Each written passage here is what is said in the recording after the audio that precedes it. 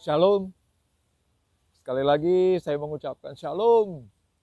Salam sejahtera buat kita semuanya. Apa kabar saudara-saudaraku? Senang berjumpa lagi.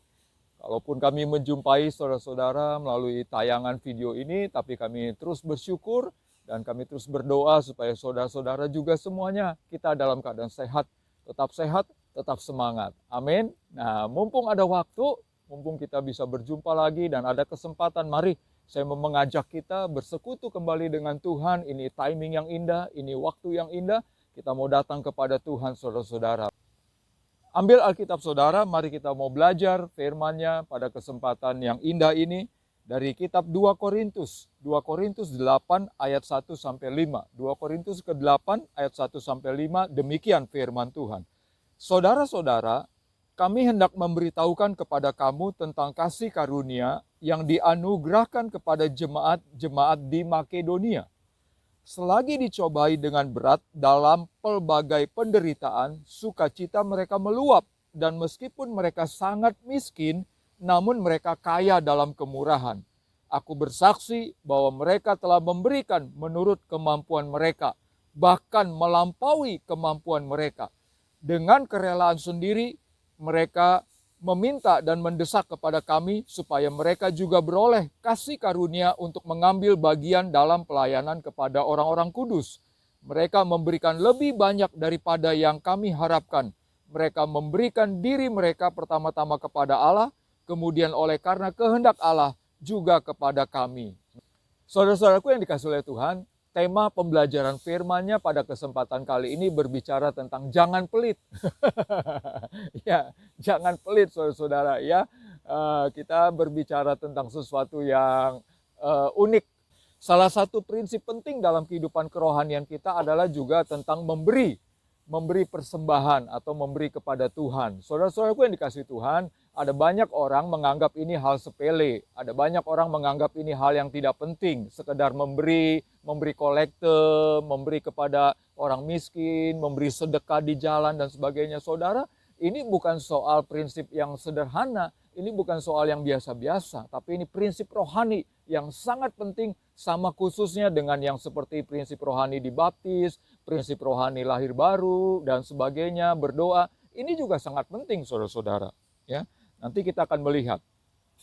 Mari kita perhatikan 2 Korintus 8 ayat 1 sampai 5 tadi. Ada kata yang berbunyi begini, selagi dicobai dengan berat dalam pelbagai penderitaan, sukacita mereka meluap, dan meskipun mereka sangat miskin, namun mereka kaya dalam kemurahan. Saudara-saudaraku yang dikasihi Tuhan, jadi begini saudara, Paulus mengirim kepada jemaat di Korintus cerita tentang jemaat yang ada di Makedonia. Jemaat yang ada di Makedonia itu sangat miskin, saudara-saudara. Sangat miskin. Tetapi mereka tetap memberi. Mereka memberi dalam kemurahan. Saudaraku yang dikasihi Tuhan, poin yang pertama kita belajar memberi dari kekurangan. Memberi dari kekurangan. Saudara-saudara, kalau kita memberi ketika kita lagi berada, ketika kita lagi punya, ketika kita lagi diberkati, ketika kita sedang kaya, ketika sedang berlimpah, oh itu gampang. Itu gampang bukan? Ya, pasti saudara-saudara setuju dengan saya. Tapi ketika kita dalam keadaan terpaksa, ketika dalam keadaan mepet, ketika dalam keadaan kekurangan, tapi harus memberi juga, nah ini yang seringkali menjadi pertanyaan. Ini yang seringkali menjadi dilema. Kita sulit memberi, aduh Pak, gimana saya mau memberi? Orang saya aja kekurangan. Saudara-saudara, di dalam Markus 12 ayat 41 sampai 44, cerita tentang Tuhan Yesus suatu ketika ada di dalam ruang ibadah, ketika Tuhan Yesus ada di rumah ibadah dan sedang menghadap kepada peti persembahan. Ketika Yesus memperhatikan orang memberi persembahan dalam jumlah yang besar, banyak orang-orang kaya memberi dalam jumlah yang besar. Lalu tiba-tiba mata Tuhan Yesus difokuskan dan terkejut dengan seorang janda yang miskin memasukkan ke dalam peti persembahan 2 peser atau 1 duit. Maka dipanggillah murid-muridnya dan Tuhan Yesus berkata kepada murid-muridnya, sesungguhnya janda miskin ini memberi lebih banyak dari orang-orang tadi. Kenapa Tuhan Yesus menyebut janda miskin ini memberi lebih banyak? Karena dia memberi dari kekurangannya. Kalau kita dalam keadaan banyak lalu kita memberi, itu namanya nggak memberi pemberian banyak. Tapi waktu kita dalam kekurangan, tapi kita masih berani memberi kepada Tuhan, memberi untuk pekerjaan Tuhan, memberi untuk pelayanan Tuhan, memberi untuk kemuliaan Tuhan, itu baru luar biasa. Dan Tuhan pasti memberkati hidup saudara dengan saya. Amin. Saudaraku yang dikasihi Tuhan, kebanyakan kita memberi sekali lagi kalau kita sedang dalam kelimpahan. Itu mah gampang. Tapi bagaimana pada saat kita kekurangan?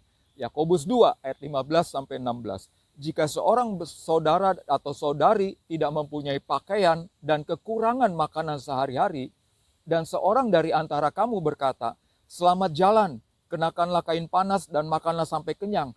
Tetapi ia tidak memberikan kepadanya apa yang perlu bagi tubuhnya, apakah gunanya itu? Seringkali kita hanya, kasihan ya dia, kasihanlah itu ya pengemisnya, kasihan. Tapi kita nggak berbuat apa-apa. Kita no action, sama seperti dalam kitab Yakobus tadi. Melihat ada saudaranya kekurangan makanan, nggak punya jubah, nggak punya pakaian. Kita hanya bicara kasihan. No. Omong kosong saudara-saudara. Tuhan nggak mau yang begitu. Tuhan Yesus mau supaya kita umatnya, kita orang percaya, kita menolong, memberikan action. Walaupun kita sendiri kepepet, walaupun kita sendiri terbatas, walaupun kita sendiri kekurangan. Tapi tetap harus memberi. Memberi adalah prioritas utama. Memberi bagi Tuhan. Dan Tuhan akan memberkati hidup kita. Saudaraku yang dikasihi Tuhan. Kita kembali lagi 2 Korintus 8. Dari ayat yang pertama sampai yang kelima. Mereka memberikan lebih banyak. Mereka memberikan lebih banyak daripada yang kami harapkan. Mereka memberikan diri mereka pertama-tama kepada Allah. Kemudian oleh karena kehendak Allah juga kepada kami. Artinya gini saudara-saudara.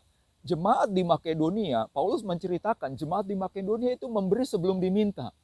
Nah, poin yang kedua, memberi sebelum diminta, saudara-saudara ya. Paulus nggak minta, Paulus tidak nodong, Paulus tidak memaksa mereka, tapi mereka sendiri mau memberi. Karena kenapa? Karena hati mereka setelah dijamah Tuhan, mereka rindu memberi untuk Tuhan. Mereka rindu memberi yang terbaik untuk Tuhan. Persoalan yang nomor 2, memberi itu jangan waktu kita sudah diminta. Ada panitia Natal datang, yuk sumbangan Natal dong, saudara boleh nggak bantu Natal, bantu dana retreat, bantu dana pasca, bantu pembangunan gereja. Seringkali ketika waktu kita ada sumbangan dimintai oleh panitia, baru kita memberi. Padahal Tuhan tidak mau seperti itu. Memberi, walaupun belum diminta, walaupun belum ada panitia yang menodong kita, meminta sumbangan kepada kita wajib sudah harus lebih dulu menyiapkan untuk memberi persembahan yang terbaik. Saudaraku yang dikasihi Tuhan, kalau masalahnya kita sudah diminta, bisa jadi kita memberi terpaksa. Betul kan? Kalau sesudah kita diminta dulu oleh orang lain atau panitia dan sebagainya, seolah-olah kita terpaksa memberinya. Tetapi kenapa Tuhan mencatat ayat-ayat ini di dalam jemaat Makedonia? Mereka memberi sebelum diminta oleh Rasul Paulus. Membuktikan hati mereka tulus. Mereka memberi dengan tulus, mereka memberi dengan kasih, mereka memberi dengan sukacita, memberi mereka dengan ikhlas. Mereka tahu bahwa mereka memberi untuk kemuliaan nama Tuhan. Luar biasa, dahsyat jemaat di Makedonia ini.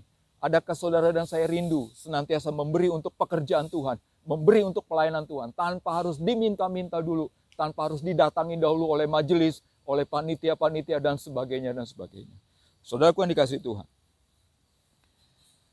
Matius 10 ayat 42. Matius 10 ayat 42. Dan barang siapa memberi air sejuk secangkir saja pun kepada salah seorang yang kecil ini karena ia muridku, aku berkata kepadamu, sesungguhnya ia tidak akan kehilangan upahnya daripadanya. Apalagi kalau kita memberi untuk penginjil-penginjil, untuk hamba-hamba Tuhan, ya utusan-utusan Tuhan, nabi-nabi dan sebagainya. Saudara-saudaraku yang dikasihi Tuhan, itu malah Tuhan sangat senang. Dikatakan sesungguhnya ia tidak akan kehilangan upahnya. Artinya Tuhan sudah menyediakan upah kepada orang-orang yang memberi, menopang, pendanaan, pelayanan, hamba-hamba Tuhan, pemimpin-pemimpin umat, dan sebagainya. Saudaraku yang dikasihi Tuhan. Mari kita mau belajar memberi. Sekali lagi, jangan pelit saudara-saudara. Jangan pelit. Waktu kita memberi, Tuhan tahu kok. Tuhan tahu dan Tuhan pasti membalas saudara-saudara. Tidak perlu hitung-hitungan dengan Tuhan. Poin yang terakhir, dalam 2 Korintus 8 tadi. Saudara-saudara begini. Dengan kerelaan sendiri mereka memberi, mereka meminta dan mendesak kepada kami supaya mereka juga beroleh kasih karunia untuk mengambil bagian dalam pelayanan kepada orang-orang kudus. Mereka memberikan lebih banyak daripada yang kami harapkan. Mereka memberikan diri mereka pertama-tama kepada Allah, kemudian juga oleh karena kehendak Allah juga kepada kami. Poin yang ketiga, memberi sesuai perintah Tuhan. Memberi sesuai perintah Tuhan. Apa itu memberi sesuai perintah Tuhan? Saudara, saya mau bagi saja ya, saya mau cepat saja, saya mau katakan gini. Yang pertama, memberi sesuai perintah Tuhan. Tuhan mau kita memberi untuk persembahan persepuluhan. Persembahan persepuluhan. Persembahan persepuluhan itu untuk hamba-hamba Tuhan. Orang-orang Lewi, imam-imam yang sudah dipanggil Tuhan, dikhususkan Tuhan untuk melakukan pekerjaan pelayanan Tuhan. Mereka tidak digaji, oleh karena itu mereka harus ditopang oleh persembahan persepuluhan dari umat Tuhan yang lainnya. Yang kedua adalah persembahan khusus. Ya, persembahan khusus itu adalah kita mau memberi khusus, misalnya kita mau memberi khusus untuk biaya penginjilan, kita mau memberi khusus untuk biaya yatim piatu, kita mau memberi khusus untuk menopang pembangunan gereja, dan sebagainya. Itu namanya pemberian khusus. Dan baru yang ketiga adalah pemberian sosial. Dan ada lagi saudara-saudara, dalam konteks sekuler, pemberian kepada pemerintah. Apa itu pemberian kepada pemerintah? Pajak. Ini juga Tuhan menekankan, kita harus wajib bayar pajak, saudara-saudara. Sebagai warga negara yang baik, sebagai umat Tuhan untuk memberi contoh, memberi terang di tengah-tengah bangsanya, kita wajib memberi pajak. Jangan kita tidak membayar pajak, maka Tuhan tidak akan mencurahkan berkatnya bagi kita. Saudaraku yang dikasihi Tuhan, rindukah saudara dengan saya melakukan, memberi persembahan yang terbaik untuk kemuliaan nama Tuhan? Bilangan 18 ayat 24. Sebab persembahan persepuluhan yang dipersembahkan orang Israel kepada Tuhan sebagai persembahan khusus kuberikan kepada orang Lewi sebagai milik pusakanya. Itulah sebabnya aku telah berfirman tentang mereka, mereka tidak akan mendapat milik pusaka di tengah-tengah orang Israel. Itulah berbicara tentang persembahan persepuluhan. Persembahan persepuluhan apalagi itu wajib, saudara. Ya, 10% dari penghasilan yang kita peroleh di dalam setiap bulan, saudara-saudara. Nah, di akhir pelajaran kita, mari kita sama-sama melihat 2 Korintus 9. 2 Korintus 9 ayat yang ke-6 sampai yang ke-7. Camkanlah ini, orang yang menabur sedikit akan menuai sedikit juga. Dan orang yang menabur banyak akan menuai banyak juga.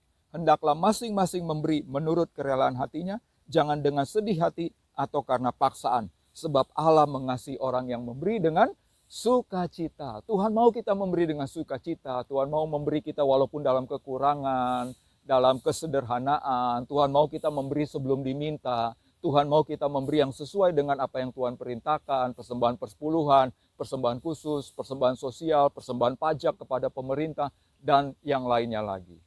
Kiranya Tuhan Yesus menolong kita untuk menjadi orang-orang umat-Nya yang memberi untuk kemuliaan Tuhan, untuk pekerjaan Tuhan di dalam bangsa ini. Saudara-saudaraku yang dikasihi Tuhan, mari kita aminkan. Bila mana saudara-saudara selama ini belum memahami prinsip tentang memberi ini, mari kita sama-sama kita mau lakukan mulai hari ini. Bila mana saudara-saudara selama ini jauh dari Tuhan, buka pintu hati saudara, undang Tuhan Yesus masuk ke dalam hidup saudara. Jangan sia-siakan waktu, jangan tunggu hari esok. Inilah waktunya kita mau berbalik kepada Tuhan. Buka hati saudara, mari kita sama-sama, kita mau tutup pelajaran firman-Nya pada kesempatan kali ini. Kita berdoa, kita satukan hati, kita berdoa. Bapa di surga, kami bersyukur untuk firman-Mu pada kesempatan kali ini. Bapa, taruhkan, meteraikan firman-Mu dalam setiap hati seluruh kami yang mendengarnya. Bapa, tolong kami supaya kami tidak pelit. Tolong kami supaya kami dengan rela hati, dengan sukacita, memberi pekerjaan Tuhan, memberi untuk persembahan kepadamu Tuhan. Kami percaya Bapa, Engkau sudah menyediakan upahnya kepada kami ketika kami rajin memberi. Terpujilah Engkau Bapa. Bila mana ada penonton yang membuka pintu hatinya dan mengundang Engkau Tuhan Yesus masuk ke dalam hatinya. Dalam nama Tuhan Yesus, berkatilah ya Bapa. Dalam nama Tuhan Yesus Bapa, kami berdoa, kami mengucap syukur. Amin. Akhir kata, saya mewakili dari pengurus besar Yayasan Fibi mengucapkan terima kasih buat perhatiannya. Sampai jumpa lagi di lain kesempatan. God bless you.